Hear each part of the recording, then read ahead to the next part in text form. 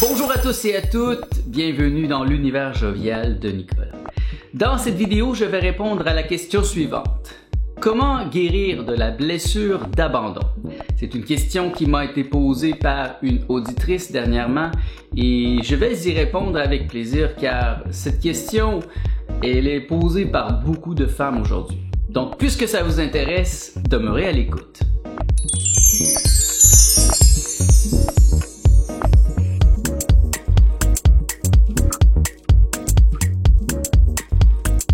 Mon nom est Nicolas Lehoux et bienvenue dans l'univers jovial de Nicolas.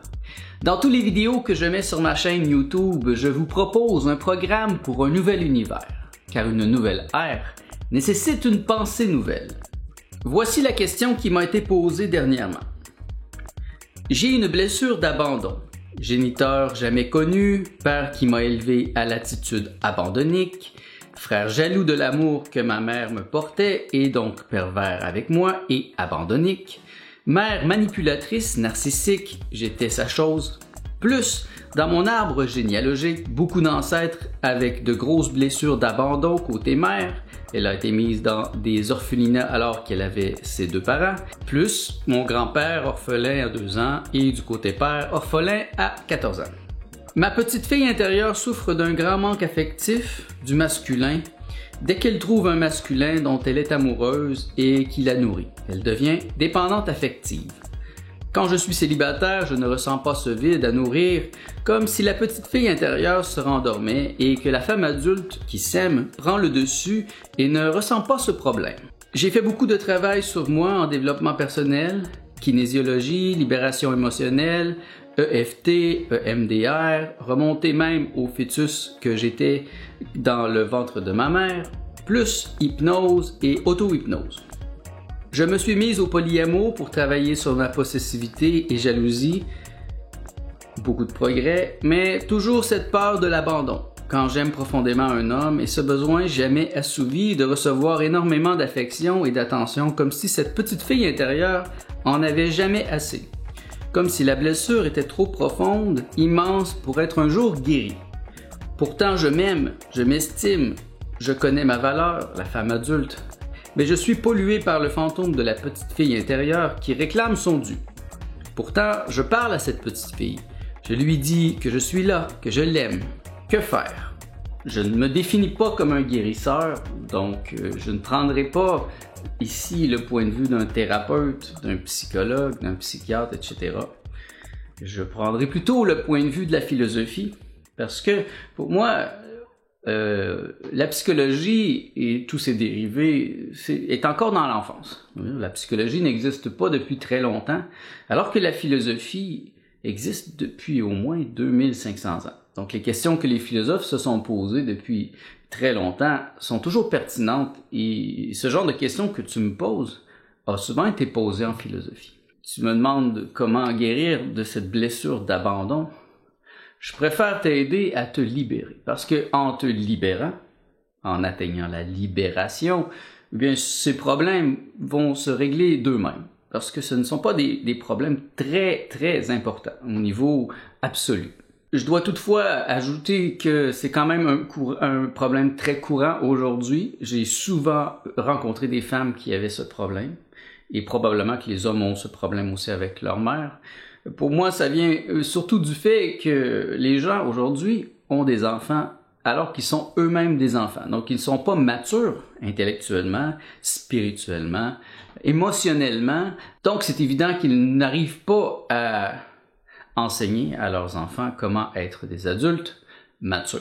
Cela est donc impossible pour la majorité des gens d'agir comme un adulte face à leurs enfants. Et je crois que la majorité des problèmes dans notre société sont dus à ce fait, que les gens ne sont pas encore matures lorsqu'ils font des enfants. Les premières années que nous passons avec nos parents sont extrêmement importantes.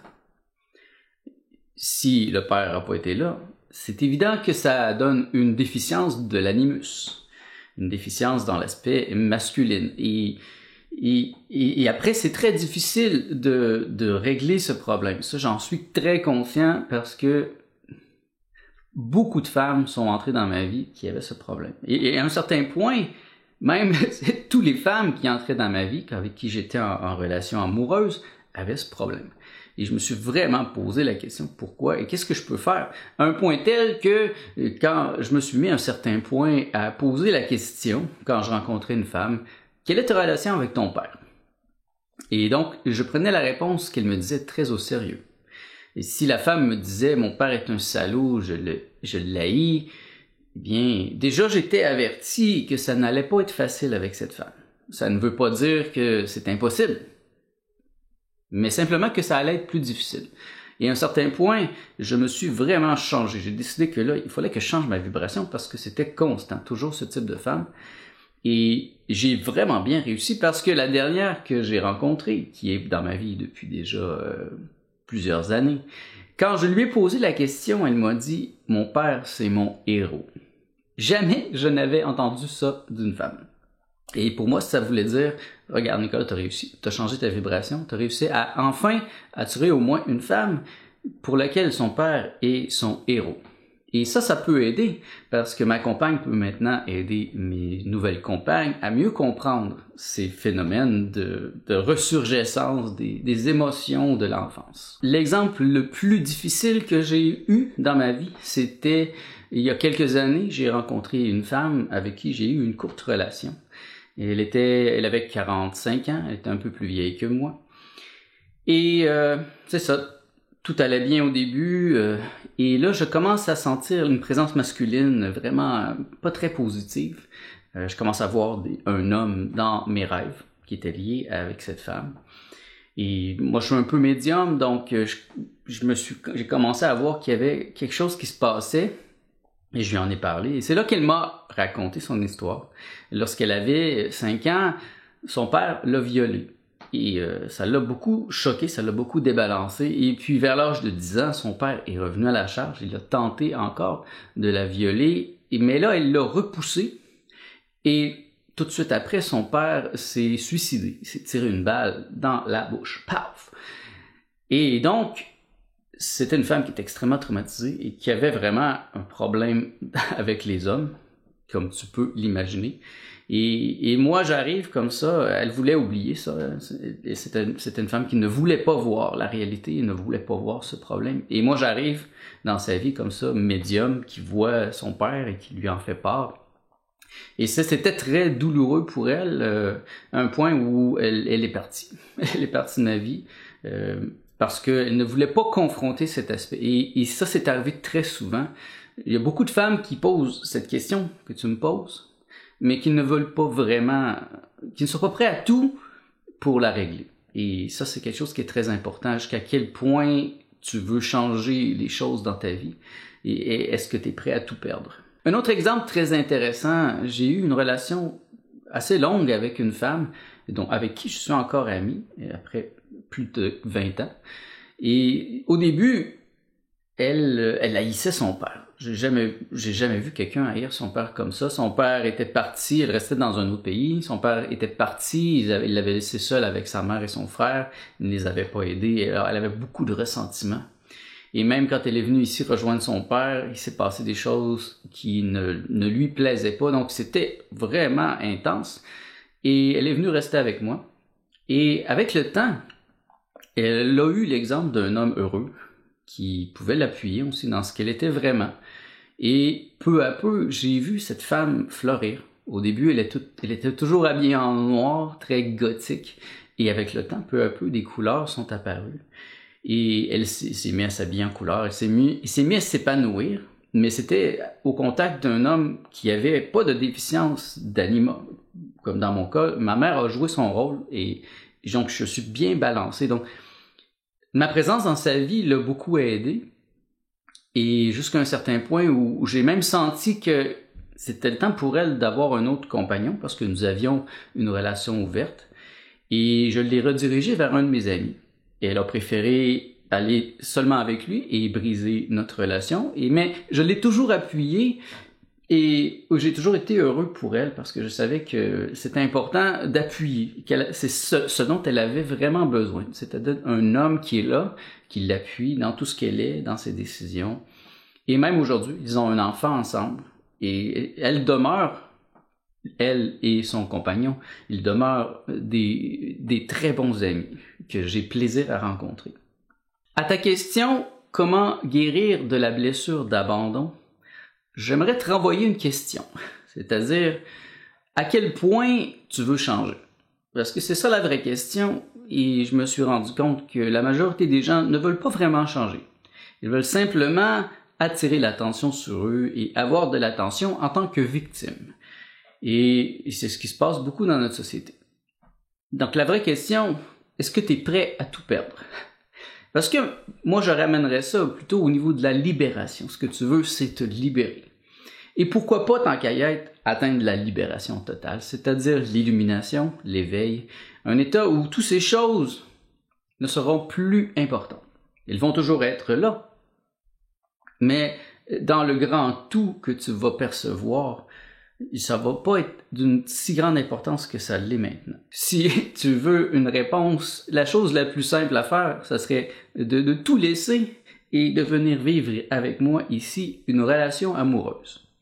Ainsi, tu aurais un contact avec ma compagne aussi, pour qui son père est un héros, et ça pourrait t'aider à comprendre, et ma présence aussi dans ta vie pourrait t'aider. Ça serait pour moi l'option la plus extrême, c'est-à-dire que tu n'as rien à perdre et tu veux vraiment régler ton problème, eh bien viens vivre ici et change ton énergie, change ta vibration à un point tel où tous tes fantômes, tout ce qui vient de ton passé n'aurait plus de place. Et au fur et à mesure qu'ils vont réapparaître, eh bien moi je serai là à tes côtés pour en parler et pour examiner la situation. Si déménager ici à Montréal n'est pas une option, eh bien essaie de toutes tes forces de changer ta vibration. Parce que je sais que tu es consciente qu'on crée notre réalité, que tu crées ta réalité et que tu attires à toi ce qui te ressemble. Donc change ta vibration le plus intensément possible. Et tu vas voir que déjà le monde va changer. Dans cette vidéo, je vais déjà te donner des pistes de réflexion pour t'aider à changer cette vibration de manière extrêmement profonde. Un problème principal que je remarque dans la formulation de ta question, c'est que tu prends le point de vue de la victime. Personnellement, je ne prends jamais le point de vue d'une victime. Je suis un guerrier. Donc, je te suggère de plutôt prendre le point de vue d'un guerrier, d'une guerrière de pouvoir, une femme de pouvoir. Et donc, parce qu'une victime, c'est toujours les autres qui provoquent les choses dans sa vie, elle n'est pas en contrôle, elle n'a pas la maîtrise de la situation. Alors que si tu es une guerrière, tu es en contrôle. Tu es la maître de ta vie, la maître de ce qui se produit. Donc, déjà, en étant une guerrière, en prenant le point de vue de la guerrière, tu vas régler la majorité de la situation. Parce que ton point de vue va changer. À ce sujet, tu peux chercher dans la littérature des gens qui sont des guerriers.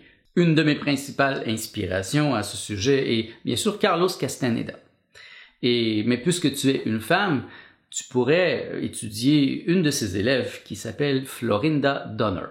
Voici quelques pensées qui pourraient t'aider à penser en dehors de la boîte. Je ne suis pas né de mes parents, je suis né à mes parents. Ça, c'est très important dans mon système de pensée à moi. Parce que les parents vont souvent prendre le point de vue qu'ils sont votre créateur. Et c'est arrivé à plusieurs reprises que mon père m'a dit « C'est moi qui t'ai créé, c'est grâce à moi que tu es ici, et donc tu me dois beaucoup. » Et je me suis empressé de répondre à plusieurs reprises que je ne suis pas né de mes parents. Je suis né à mes parents. J'ai choisi de naître à eux et c'est par un choix personnel que j'ai décidé d'entrer dans cette représentation dans laquelle ils sont. Ça veut dire que je suis le créateur de ma réalité. Je n'appartiens à personne et je ne donne pas le pouvoir à mes parents de forger ce que je suis maintenant.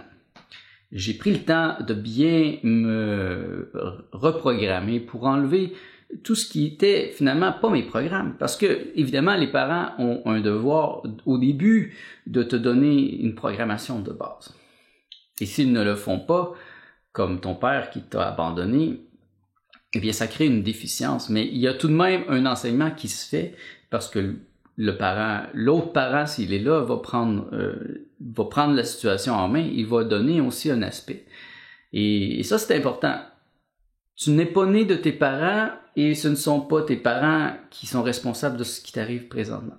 C'est toi, par tes pensées. Cela m'amène à un autre point important de ma pensée. C'est que je ne suis pas né il y a 41 ans. Je nais ici et maintenant.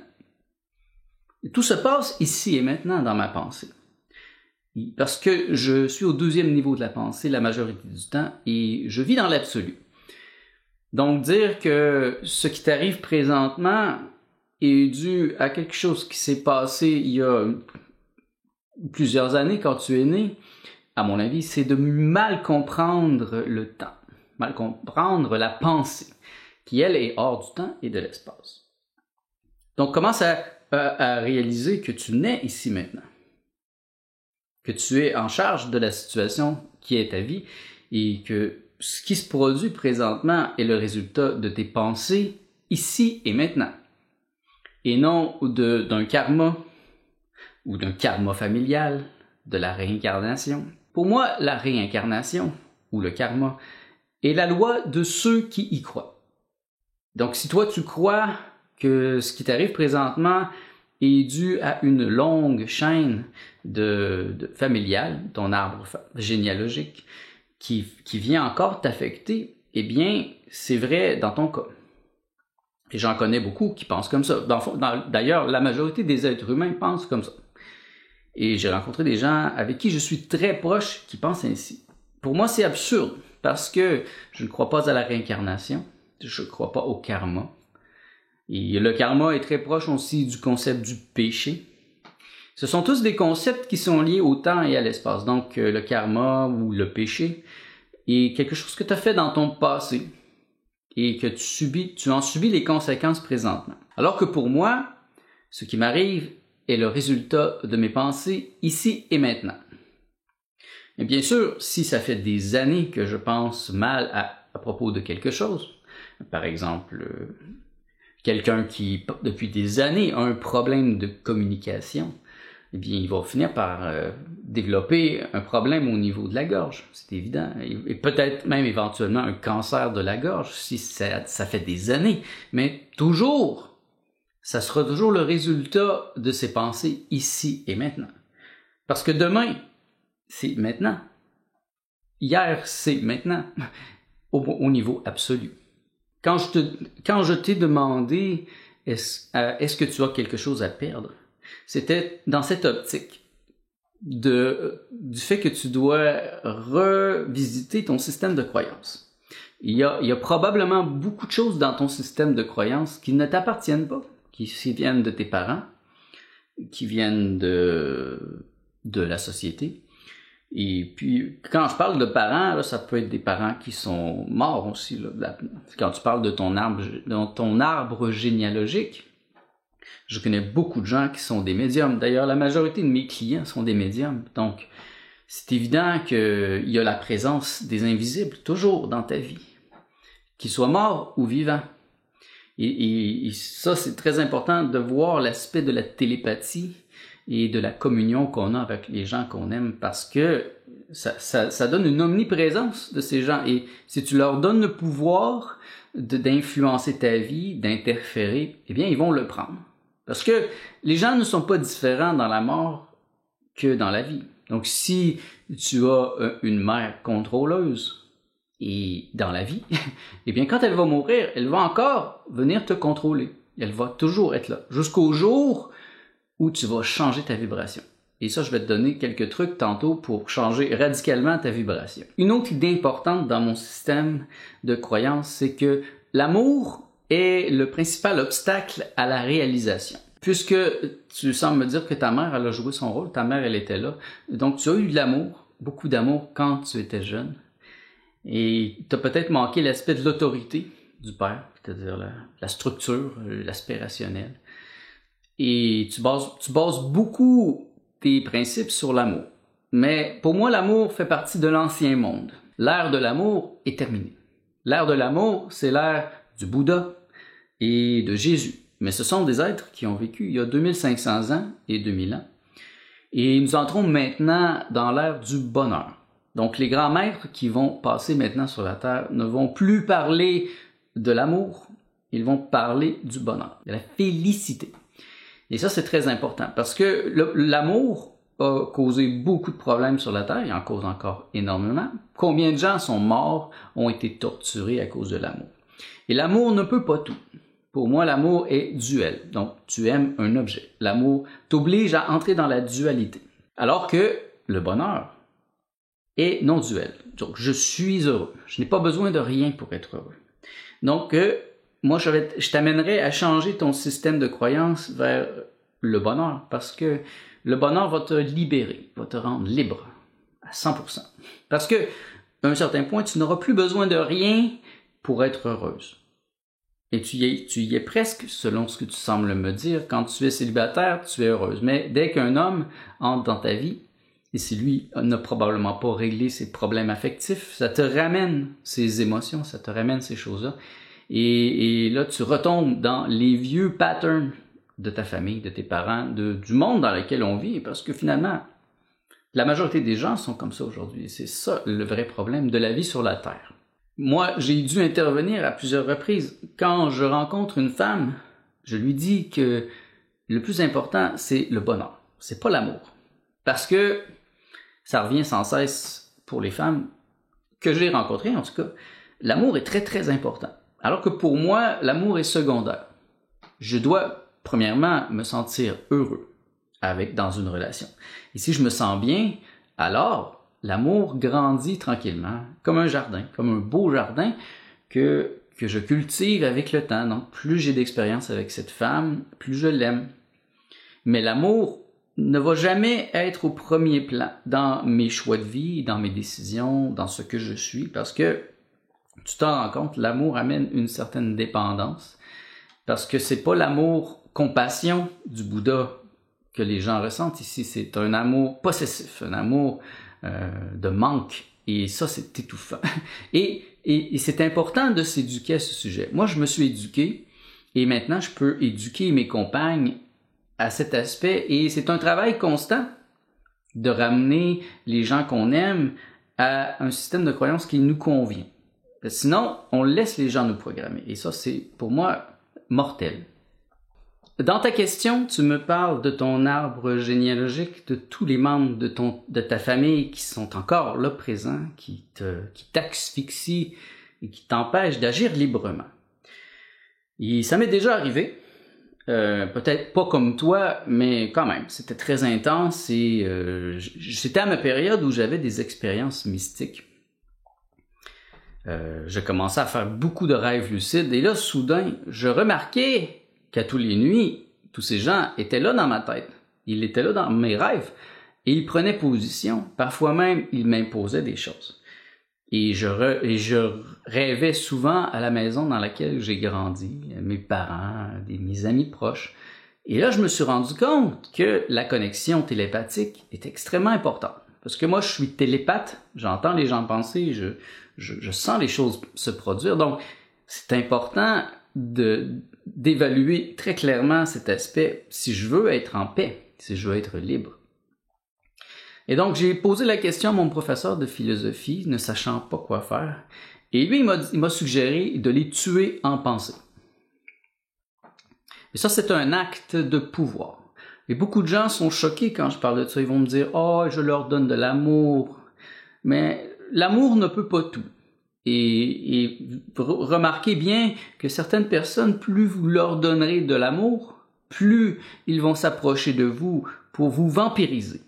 Parce que vous leur donnez la permission ainsi de vous vampiriser. Certaines personnes ne réagissent pas à l'amour. Ils réagissent plutôt à la violence. Mais je parle pas d'une violence physique. Je parle pas d'aller chez ta mère et de commencer à la battre avec un bâton de baseball. Pas du tout. Mais dans ta tête, si ta mère, elle vient, ton père, n'importe qui, alors là, tu as le droit de la tuer en pensée. Parce que ton monde intérieur t'appartient. C'est ton univers sacré. Et ça, c'est quelque chose qui devrait être important si tu veux être en paix. C'est que tu dois te créer un espace sacré où personne ne peut entrer, où les portes sont barrées. La nuit, quand je dors, je barre ma porte. Et il s'en est de même dans ma pensée. Je barre ma porte. Et mon expérience avec les médiums qui sont dans ma vie me montre que ces gens-là ont appris à le faire. Ils ont appris à barrer les portes. Parce que c'est trop. Il y a trop de gens qui viennent les voir pour avoir des questions et à un certain point, leur liberté, leur paix est troublée. Donc, tu dois apprendre à fermer les portes. Et je suis certain que tu es très télépathique et peut-être que tu n'en es pas conscient. Donc, c'est important premièrement, de remarquer qui vient te voir. Tu peux le faire en notant tes rêves. Regarde qui vient dans tes rêves la nuit ou à qui tu penses. Parce qu'il peut arriver que parfois tu es en train de faire quelque chose et soudain tu penses à ta mère. Sans aucun rapport. Et c'est fort probable que c'est ta mère qui pense à toi à ce moment-là. Donc c'est important de comprendre pourquoi elle pense à toi. Donc tu es en pensée.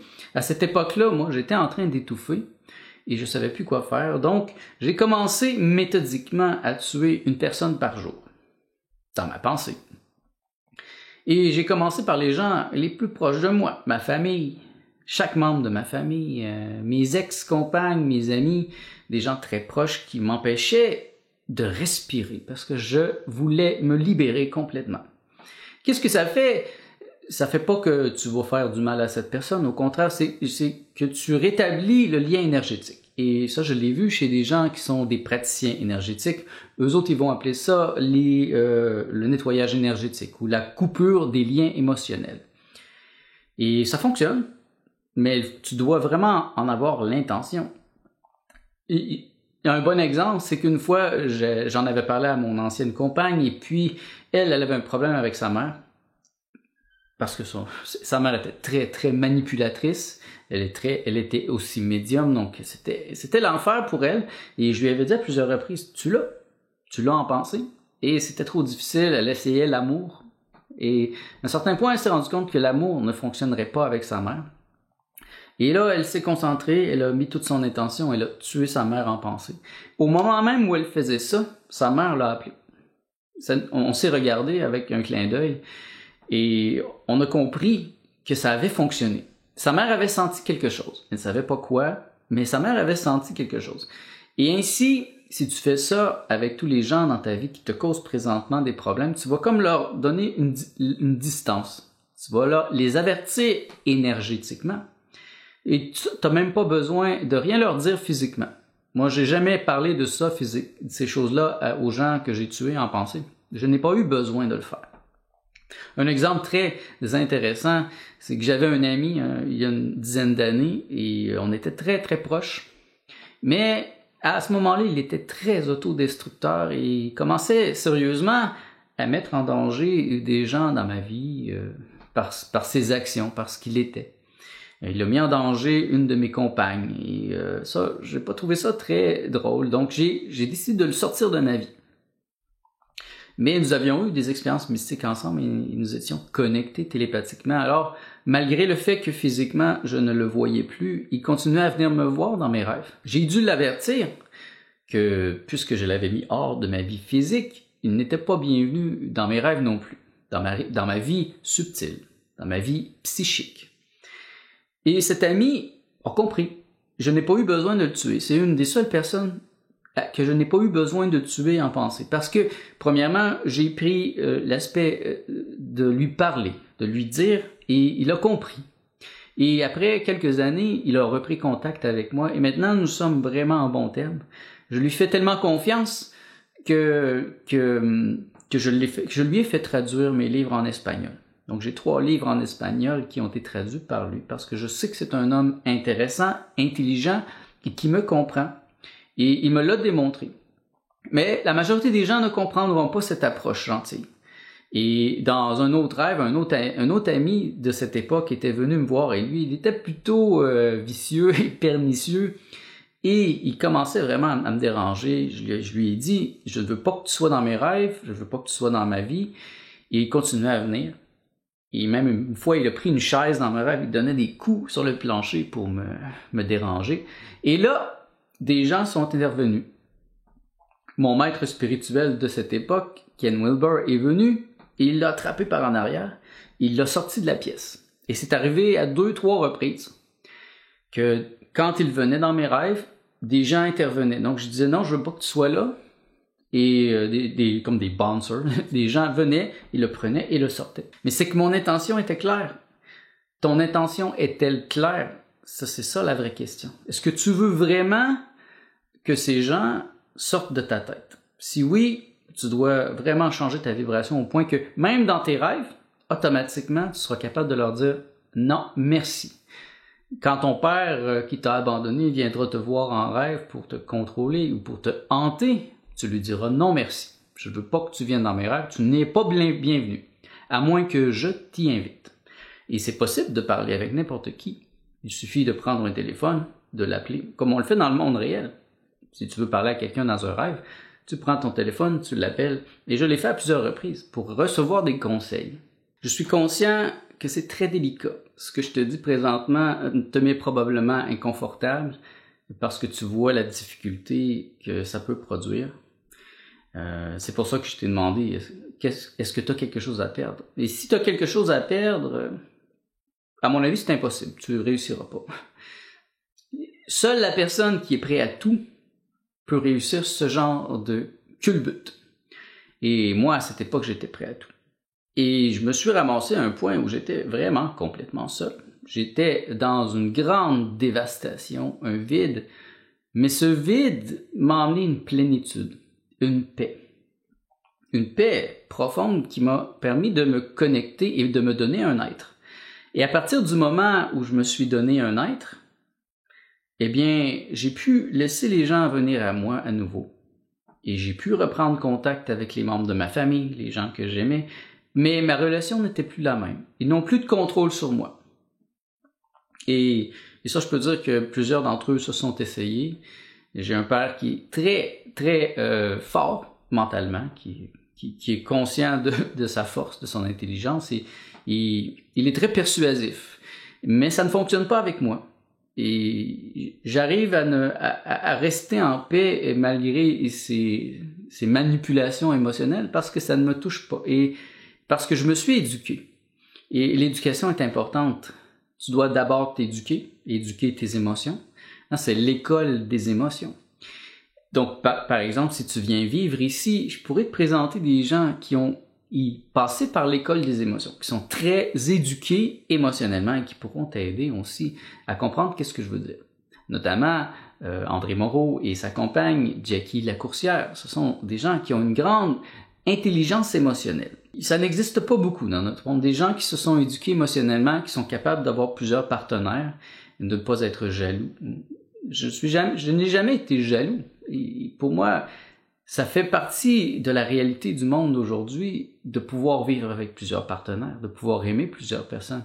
Parce que premièrement, je suis heureux.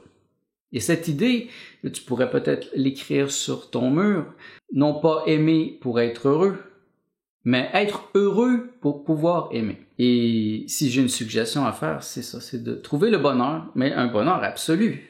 Et le moment que tu seras totalement heureuse, tu vas te rendre compte que tu n'as pas besoin vraiment des autres. Les autres sont, à ce moment-là, des suppléments et non des compléments.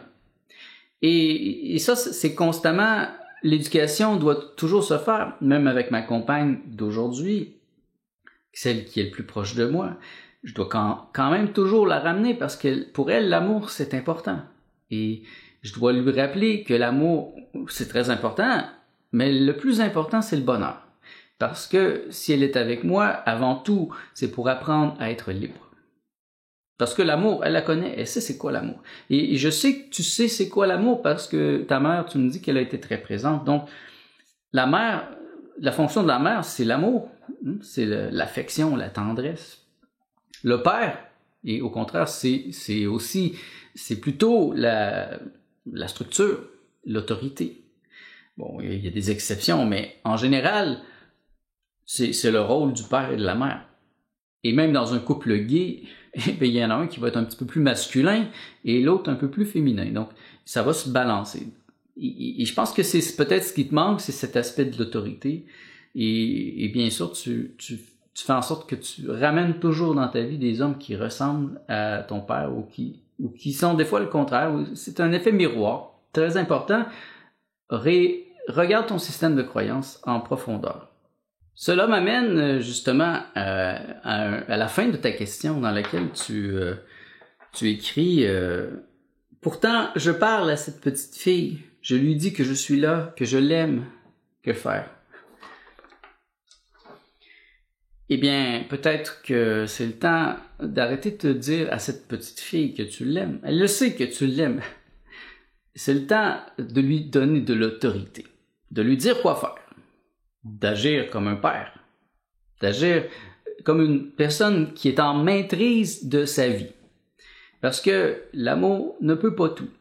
Il y a des limites à l'amour et vraiment, c'est évident dans notre monde. L'amour, si l'amour était la solution, le monde aujourd'hui serait dans la conscience et dans le bonheur. Mais ce n'est pas le cas. L'amour nous ramène dans la dualité. Donc, moi, je te suggère plutôt de prendre une optique d'autorité. Ta petite fille, sois comme un père. Essaie de t'imaginer que tu es un père. Tu es son père et parle-lui comme un père.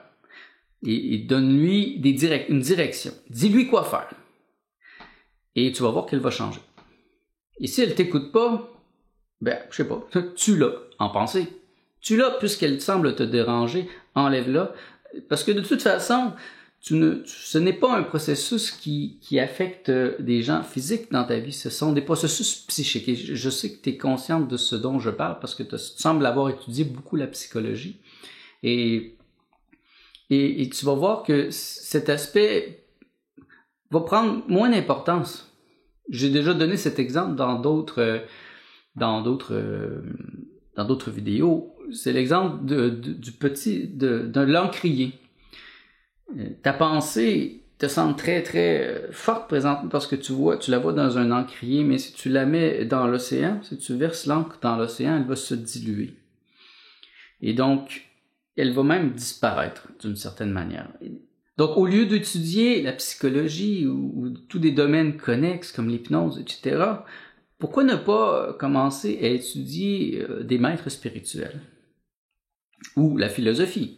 Je pourrais par exemple t'amener vers Mahananda Mahi, qui était une maître spirituelle. D'ailleurs, je te suggère même d'étudier plutôt des femmes. Il y a beaucoup d'hommes, mais il y a quelques femmes, et puisque tu es une femme, tu vas peut-être mieux entrer en connexion avec cette femme. Mahananda Mahi est l'équivalent du Christ, mais au niveau d'une femme. Et elle a écrit des livres, et tu peux trouver des informations à propos d'elle sur YouTube. C'est vraiment une femme incroyable, et elle pourra t'inspirer à te libérer, parce que si t'es trop dans les détails, t'oublies la big picture, la grande image. Qu'en fait, t'as pas besoin de te guérir de rien. Tu dois simplement te libérer totalement et entrer dans l'absolu, entrer au deuxième niveau de la pensée où il n'y a pas de bien, pas de mal. Et ce que tu ressens, c'est une illusion d'une certaine manière, c'est une représentation. Donc tu pourrais dire la blessure comme représentation. Eh bien, regarde ce mal en face, c'est simplement, fais juste le regarder, en être conscient, mais ne le laisse pas devenir une souffrance. Ne laisse pas ton mal entrer dans l'espace-temps pour devenir une souffrance, parce que finalement, ça t'empêche de respirer, ça t'empêche de vivre. Ce que tu dois faire, c'est te libérer. Atteins la libération, et tu vas voir que tous ces problèmes vont se régler d'eux-mêmes. Un peu comme en psychanalyse, dès le moment où la personne a compris son problème, elle n'a pas besoin de le régler, parce qu'elle l'a vu et elle le voit, donc il se règle de lui-même.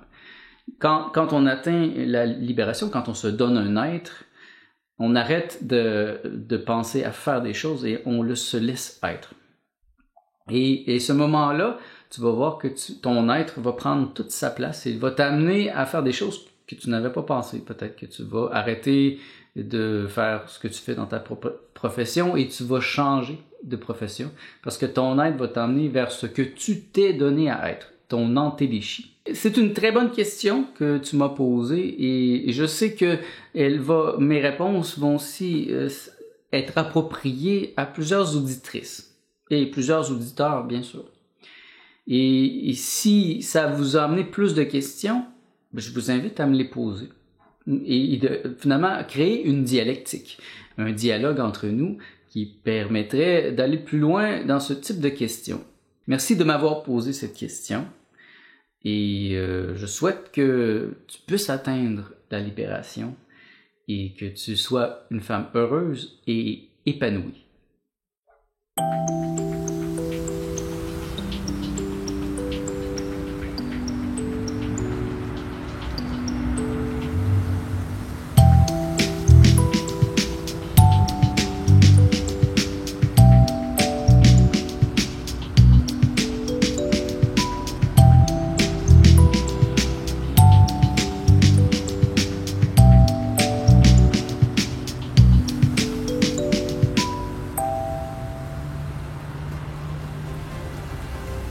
Mon nom est Nicolas Lehoux, merci d'avoir été à l'écoute de ce nouvel épisode de l'univers jovial de Nicolas.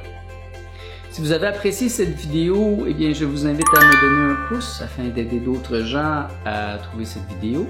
Partagez-la sur vos réseaux sociaux. Qui sait, ça pourrait répondre à des questions que plusieurs de vos amis ont. Je vous invite aussi à mettre des commentaires en dessous ici.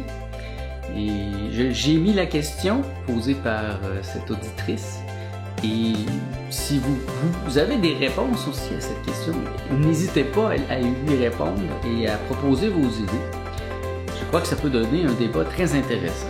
Je vous invite bien sûr à vous abonner à ma chaîne afin de recevoir chaque semaine les notifications à propos des nouvelles vidéos que je vais y ajouter. Car, en effet, chaque jeudi, j'ajoute une nouvelle vidéo sur ma chaîne YouTube. Merci d'avoir été à l'écoute, je vous souhaite tout le bien que vous pensez de moi.